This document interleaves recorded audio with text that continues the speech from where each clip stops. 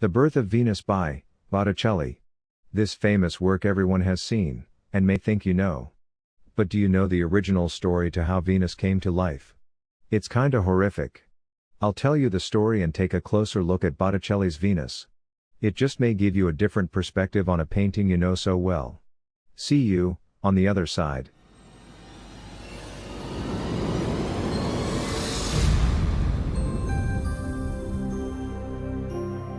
Sunday Painter. Please click and subscribe, hit the like button and don't forget the little bell so you will be the first when we have an inspirational idea. Today we are going to look at this beauty on a shell. Who is Botticelli? Why is this work so well known? Also, what could be horrific? So let's start first things first. Who is Botticelli? Alessandro di Mariano di Vanni Filippi 1445–1510, known as Sandro Botticelli, was an Italian painter of the early Renaissance.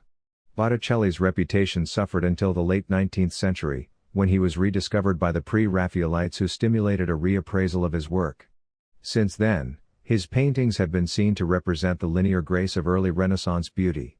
In addition to the mythological subjects for which he is best known today, Botticelli painted a wide range of religious subjects and also some portraits. His best-known works are The Birth of Venus and Primavera, both in the Uffizi. Botticelli lived all his life in the same neighborhood of Florence. His only significant times elsewhere were the months he spent painting in Pisa in 1474 and the Sistine Chapel in Rome. There is a lot more to Sandro, but maybe another video. Now the painting and I save the story to last. The Birth of Venus in Italian, Nascita di Venere. She was painted in 1484. It depicts the goddess Venus arriving at the shore after her birth, when she had emerged from the sea fully grown, called Venus Anadyomene. You should swing by and check her out if you're in the neighborhood. Venus is a very large mythological painting. She's among the most famous paintings in the world, and icons of the Italian Renaissance. As depictions of subjects from classical mythology on a very large scale, she were virtually unprecedented in Western art since classical antiquity. In the center is the newly born goddess. Venus stands nude in a giant scallop shell. Its size is purely imaginary, and is also found in classical depictions of the subject. At the left, the wind god Zephyr blows at her, with the wind shown by lines radiating from his mouth. He is in the air, and carries a young female, who is also blowing, but less forcefully. Both have wings. Bozzaria, historical writer of the artist of this time, was probably correct in identifying her as Aura, personification of a lighter breeze. Their joint efforts are blowing Venus towards the shore, and blowing the hair and clothes of the other figures to the right. At the right, a female figure who may be floating slightly above the ground holds out a rich cloak. Venus, when she reaches the shore, as she is about to do.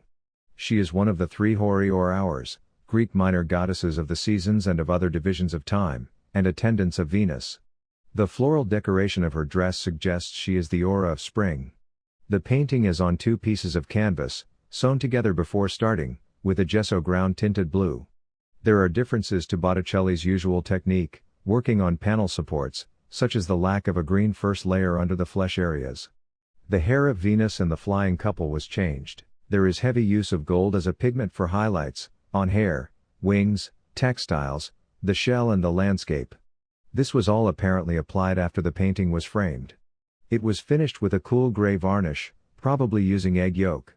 The green pigment, used for the wings of Zephyr, Zephyr's companion, and the leaves of the orange trees on the land, has darkened considerably with exposure to light over time, somewhat distorting the intended balance of colors. Parts of some leaves at the top right corner, normally covered by the frame, have been less affected. The blues of the sea and sky have also lost their brightness. Although the pose of Venus is classical in some respects, and borrows the position of the hands from the Venus pudica type in Greco-Roman sculptures, the overall treatment of the figure, standing off-center with a curved body of long flowing lines, is in many respects from Gothic art. Venus' body is anatomically improbable, with elongated neck and torso. Her pose is impossible. Although she stands in a classical contrapposto stance, her weight is shifted too far over the left leg for the pose to be held. The proportions and poses of the winds to the left do not quite make sense, and none of the figures cast shadows. The painting depicts the world of the imagination rather than being very concerned with realistic depiction. Botticelli's art was never fully committed to naturalism, and seldom gave weight and volume to his figures and rarely used a deep perspectival space. He never painted landscape backgrounds with great detail or realism, but this is especially the case here. The laurel trees and the grass below them are green with gold highlights, most of the waves regular patterns, and the landscape seems out of scale with the figures. There you have it, a basic overview of Venus. There are many books and articles written about the painting in depth, and can be dry at times with speculations. I hope this sparks your curiosity to find out more. Now on to the story. Spoiler alert! You may not look at the painting the same way if you keep going in the video. Venus was a Roman goddess, whose functions encompassed love, beauty, desire, sex, fertility, prosperity and victory. In Roman mythology, she was the ancestor of the Roman people through her son, Aeneas, who survived the fall of Troy and fled to Italy. Julius Caesar claimed her as his ancestor. Venus was central to many religious festivals, and was revered in Roman religion under numerous cult titles. Venus was created under rather unusual circumstances. Her father, Uranus, was the original ruler of the cosmos, and created the world with Terra, the earth. When Uranus's son Saturn overthrew his father and then cut off his father's genitals and cast them into the sea. Yikes, there, the severed parts mixed with swirling sea foam and produced Venus. She came out of the sea fully grown.